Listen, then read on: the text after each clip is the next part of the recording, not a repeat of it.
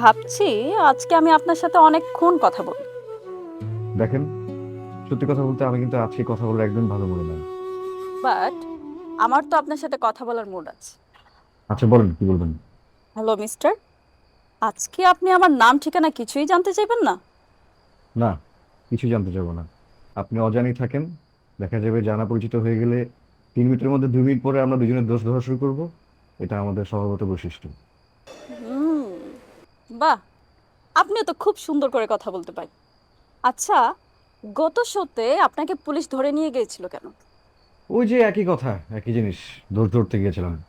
আচ্ছা বাদ দেন। আচ্ছা একটা কথা বলেন তো, আহ, একটা ছেলে যদি একটা মেয়ের দায়িত্ব নিতে চায়, ভালোবাসা নাকি আবেগ, নাকি আবেগ নাকি ভালোবাসা? শুনেন মিস্টার, এটা সম্পূর্ণ নির্ভর করে আপনার ভালোবাসা যদি 100% পিওর হয় তাহলে মেয়েটিকে আপনি গ্রহণ করতেই পারেন। কারণ ভালোবাসার জন্য মানুষ দুনিয়ার সবকিছু জয় করতে পারে।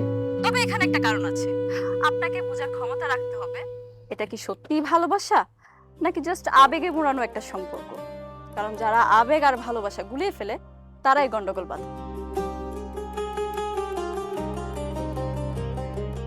হ্যালো, হ্যালো,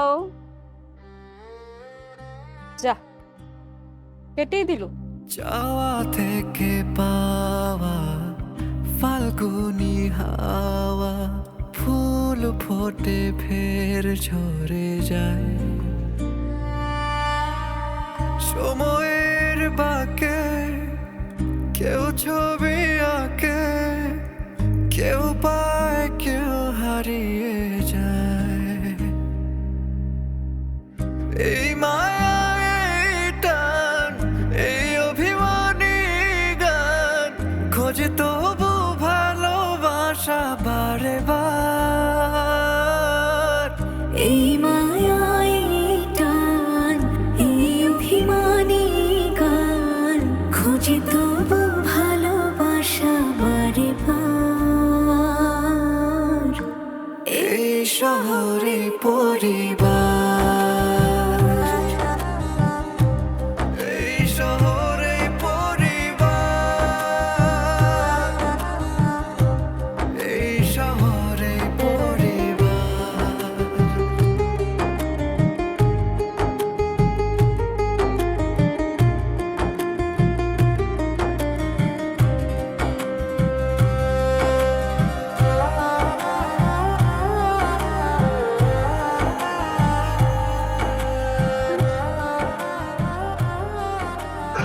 ভাইজান,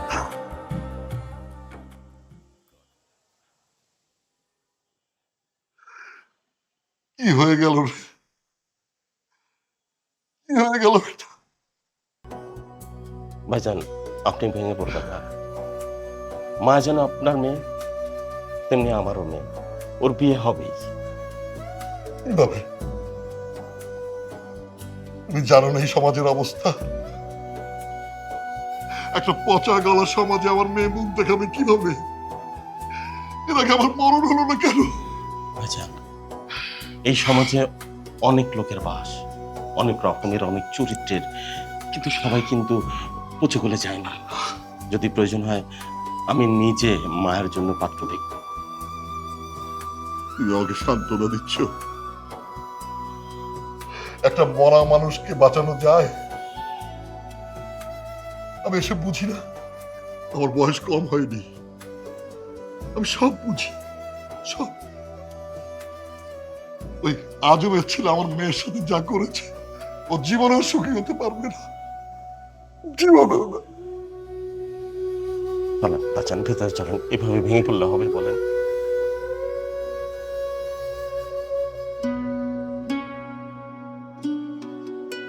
আসমা, বল।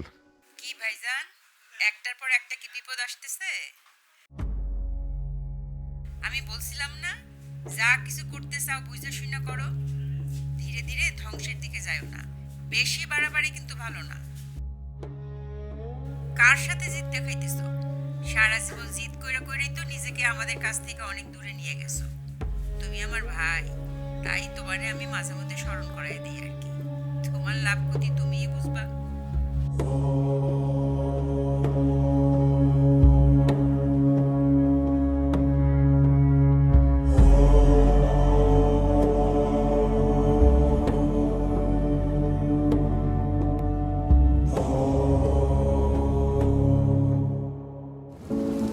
প্রকৃতিতে পদ্ম বা কচু পাতায় শিশির কিংবা বৃষ্টি দেখেছেন?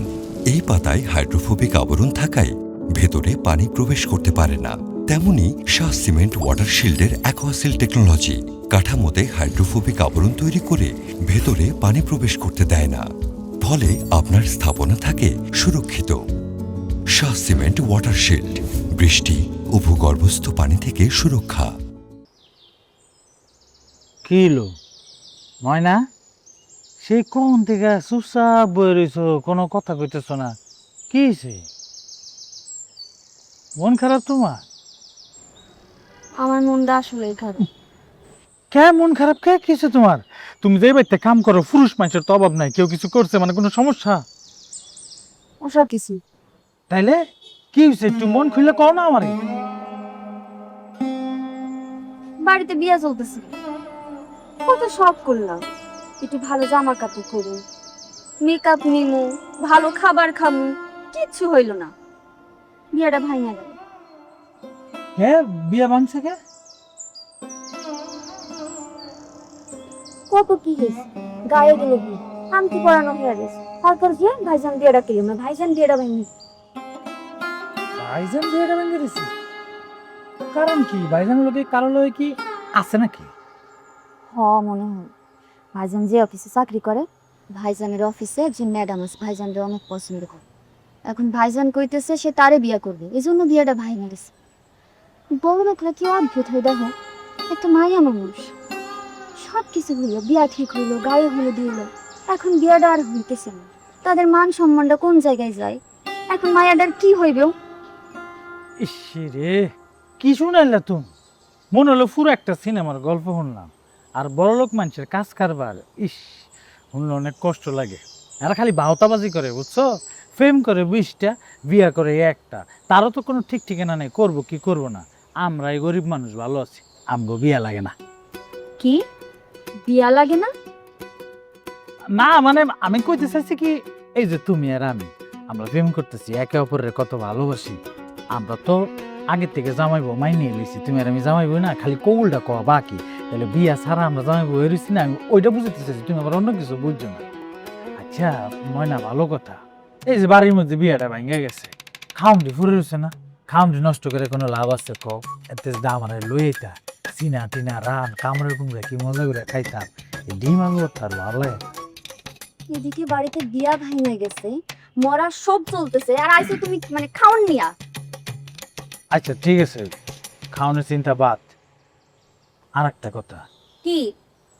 ভাইজানের বিয়া ভাঙছে, ভাঙুক, তোমার আমার বিয়াটা যাতে না ভাঙে, মানে আমি আর তুমি কবে বিয়ে করব? তুমি যেদিন কইবা। সত্যি? ঠিক আছে, তুমি রেডি থাকা। ওই দিন অনেক করে মাংস খাইও। আচ্ছা, তুমি যদি কিছু মনে না করো, একটা কথা কই। কি কথা? চারদিকে ফাঁকা আছে, তোমার তো সবসময় কাছে পাই না, একটা চুমা দেই। এই তুমি যে একটা শয়তান, এটা আমি ভালো করেই জানি, সারাদিন শুধু খাওয়ানোর ধান্দা, কখনো খাবার কখনো তোমার ভূত। এই ময়না,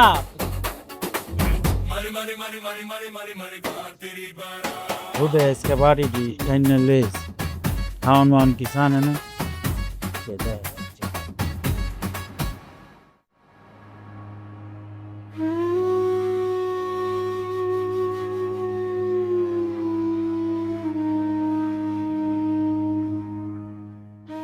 খেয়ে নাও না, কালকে রাত থেকে কিচ্ছু খাওনি, এইভাবে যদি না খেয়ে থাকো তাহলে তো শরীর খারাপ করবে। কি খাবো আমি? আমার ছেলেই যেখানে এখানে নেই, খেয়ে কি হবে? কোথায় আছে, কি খাচ্ছে, কিছুই জানি না। টাইমলি না খেলে তো অসুস্থ হয়ে যায়। ওই কুলাঙ্গারের জন্য তোমার এত চিন্তা ভাবনা করতে হবে না। দয়া করে নিজে তাড়াতাড়ি খেয়ে রেডি হও, আমাদেরকে যেতে হবে। ও, ছেলেকে বাসা থেকে বের করে দিয়ে বাইরে বেড়াতে যেতে চাচ্ছ, তাই তো? হ্যাঁ, খালি বাইরে বেরোবো না, আমরা সবাই মিলে সিনেমা দেখব। তোমার মাথায় কি কোনো ঘিলু নেই? তোমার ছেলে শাহজাহানের সন্তানের এত বড় সর্বনাশ করে দিল, না জানি ওই পরিবারে এখন কি অবস্থা। এখন আমরা ঘুরতে যাব তোমার মনে হচ্ছে না? জি না, আমরা এখন ওই বাড়িতে যাব সবাই মিলে ক্ষমা প্রার্থনা। ক্ষমা চেয়ে কি হবে? যা হবার তো হয়ে গেছে। শুধু শুধু চেঁচে অপমানিত হওয়ার কি দরকার? সবসময় তো লাভ লোকসানের হিসাব করো কেন তুমি? হ্যাঁ, তোমার ছেলে যে অন্যায় করেছে, বাপ মা হিসাবে, পরিবার হিসাবে আমাদের প্রয়োজন আছে না ও বাড়ি থেকে একটু অন্তত ক্ষমা চাওয়ার? তাতে করে তারা যদি আমাদের ক্ষমা করে দেয় খুব ভালো, আর না হলে অপমান করবে, সেটাই আমাদের হজম করে চলে আসতে হবে। হাজারো তোমার সন্তান বলে কথা, ড্যাব ড্যাব করে তাকিয়ে থাকো না। দয়া করে তাড়াতাড়ি খাওয়া দাওয়া করে তুমি তৈরি হও। আর তোমার ছেলে অপু কোথায়? অপুকেও তৈরি হতে বলো, আমরা সবাই যাব।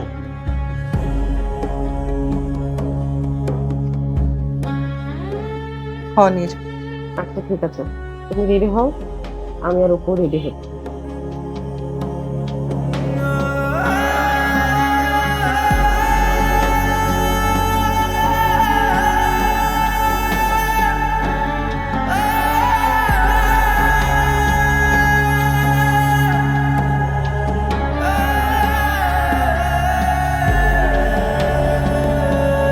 কলেজ ইউনিভার্সিটি শেষ করে যখন চাকরিতে ঢুকলাম, ভাবলাম যে জীবনের সব দায়িত্ব এবার পেয়েছি, ভালোভাবে পালন করব। তারপর বিয়ের পর দেখলাম দায়িত্ব দ্বিগুণ হয়ে গেল। তবুও ভালো লাগলো। ভাবলাম যে অ্যাটলিস্ট সব দায়িত্ব তো এবার কাঁধে আসলো, এবার সংসারটা ঠিক করে চালাবো। কিন্তু যখন সন্তান হলো তখন রিয়েলাইজ করলাম যে আমার জীবনের মানে পূর্ণতা পেল। সন্তানের প্রতি কি অগাধ ভালোবাসা, কি যত্ন আদর, সবশেষে আমি কি পেলাম? সন্তান আমার মুখের দিকে তাকালো না পর্যন্ত। ছি ছি ছি ছি। আমার আসলে কোনো কিছু বলার ভাষা নেই ভাই। আপনার মুখে ভাষা থাকবে কি করে? আপনার ছেলে যা করলো আমাদের সাথে, সে তো নিজের মুখে স্বীকার করেছে অন্য কাউকে ভালোবাসে, তাহলে এসব করার কি দরকার ছিল? আমি জানি না ভাবি, বিশ্বাস করেন সবকিছু ঠিক ছিল, সে খুশি ছিল, এই বিয়েতে সে রাজি ছিল, কিন্তু হঠাৎ করে সবকিছু সে এলোমেলো করে দিল, সব শেষ করে দিল। আমার মেয়ের পুরোটা জীবন নষ্ট করে দিয়ে তুমি আমার কাছে মাপ চাইতে আসছো আজম ভাই?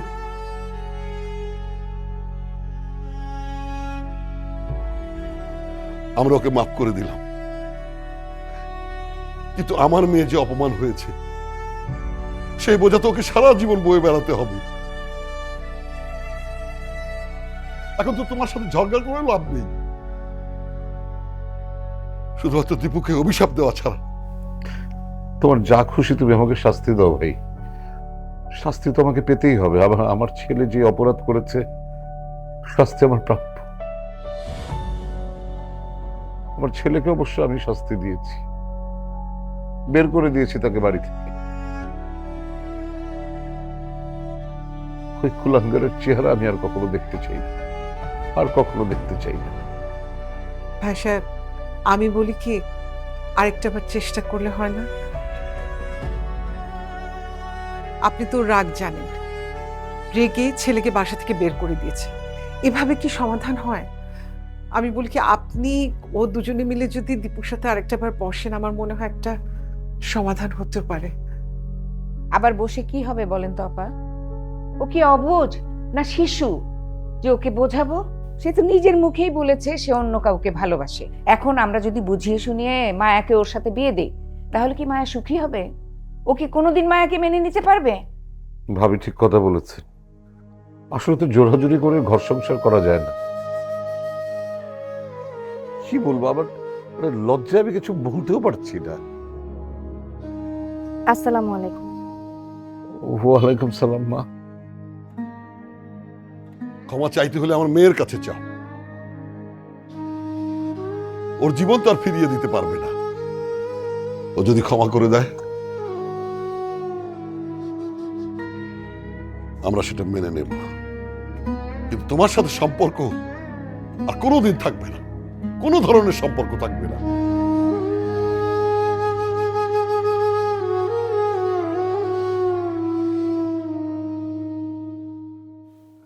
দিন শেষে এই অপবাদের বোঝা তো ওকেই বয়ে বেড়াতে হবে। তুমি তো বেঁচেই যাবে। একবার আমার মেয়ের মুখের দিকে তাকিয়ে দেখো, ওর মুখটা কেমন শুকিয়ে গেছে। আমি আর কত এসব সহ্য করব? মাগো, মাগো, তোমাকে সান্ত্বনা দেবার ভাষা আমার জানা নেই। তারপরে তোমার কাছে আমি ক্ষমা চাই। আমার একটা কথা আছে।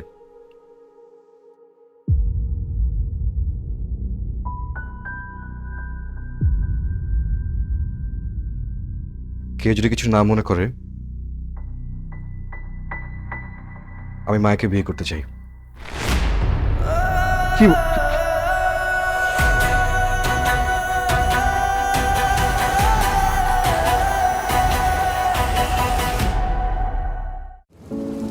প্রকৃতিতে পদ্ম বা কচু পাতায় শিশির কিংবা বৃষ্টি দেখেছেন? এই পাতায় হাইড্রোফোবিক আবরণ থাকায় ভেতরে পানি প্রবেশ করতে পারে না।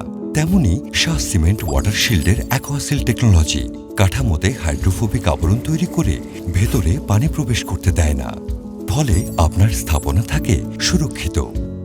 শাহ সিমেন্ট ওয়াটার শিল্ড, বৃষ্টি ও ভূগর্ভস্থ পানি থেকে সুরক্ষা। এই মায়াগো বাড়ি থেকে যে তোমরা এইভাবে অপমান করে বের করে দিবা আমি কিন্তু ঠিকই জানতাম। তারা আমাদের কোনোই অপমান করেনি, তোর মামা আমাদের উদ্ধার করেছে। ফ্রিজ থেকে আমার জন্য মিষ্টি বাইর করে নিয়ে আয়। ইস, আজকে যে আমার মনটা কি ভালো, আমি তোর বইলে বুঝাইতে পারবো না। এসব আপনি কি কথা বলেন আপা? অপু, ভাই রে ভাই, তুই যে একটা কি কাজ করছস? নে নে নে, মিষ্টি খা, আমি তোর বইলে বুঝাইতে পারবো না, আমি কত খুশি হইছি। কি এসব? এইসব কি মানে? তুই আজকে দেখাই দিছস তুই আমার ভাই, তুই বীর পুরুষ। আমি তো নিজেকে বুঝিয়ে কিছুতেই মানাতে পারছি না যে তুই এরকম একটা কাজ করবি। আমার মন মানছে না মা।